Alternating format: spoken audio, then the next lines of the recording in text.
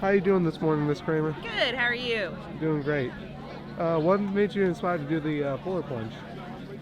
Well, I mean, the Special Olympics are a great organization, but especially since we're doing our unified track team, I just thought it'd be a really good idea for as many people as we could to raise some money so that our kids will benefit from it. It's a great cause. Thank you very much, Miss Kramer. Yep.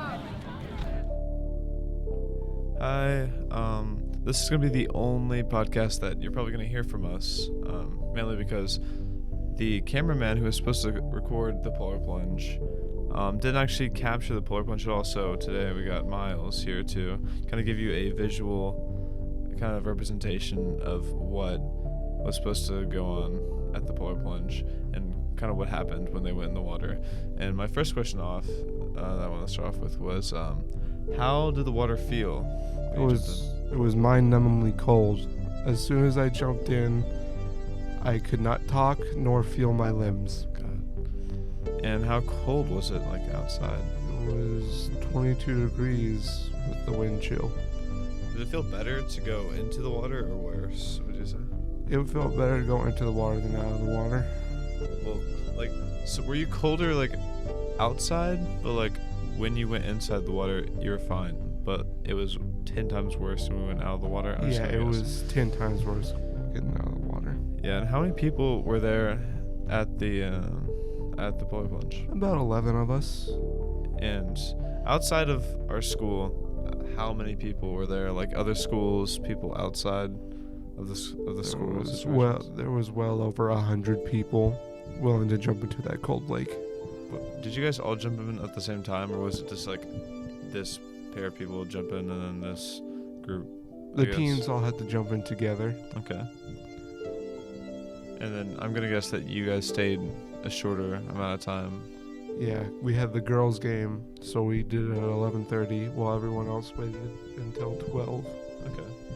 And some people actually don't know the purpose for the Polar Plunge. And would you kind of want to give a brief description of kind of what that whole ordeal was about, I guess? Of course, it's for the Special Olympics and a unified track team.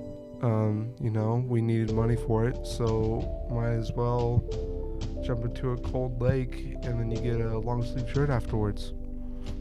And the purpose was for the unified track team and to donate money towards a team that our school is actually going to be making next year, I think, right? Mm-hmm. Yeah. And it's a good opportunity for kids with disabilities to finally get to have the same opportunity as kids who don't have to worry about that kind of stuff, and I think it's great. Yep.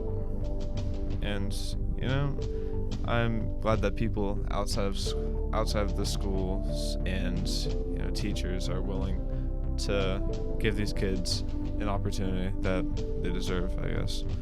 Yep. And how much money do you think was raised? You probably don't have an idea, but well, we all had to at least donate $85, and I think there was 11 of us. So if we do 85 times 11, we raised around $935. The amount of time it took you to pull up the calculator on your phone was literally 7 seconds. Don't worry about it. You said how much money? $935 is around what we made. And the people on the outside who just the people who weren't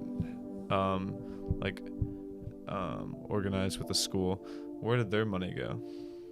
I believe it was all for the Special Olympics. Okay. I believe that was the theme of all the donations this year. Okay. And did your money that you donated go to the school, or did it go to the Special Olympics? I don't know. I just handed my money into Mr. Dablow. You trust that man with your $85? I do trust that man with my $85, most importantly. I cannot trust that man to do an interview. I would not trust that man with $85. But wow. It's okay. It wasn't that big of a deal. It's just he wasn't there when we needed him to. And so basically, that's about it. The Polar Plunge happened a couple weeks ago. They jumped into Dean Lake over in Borden for the Special Olympics, and just think it's a great cause.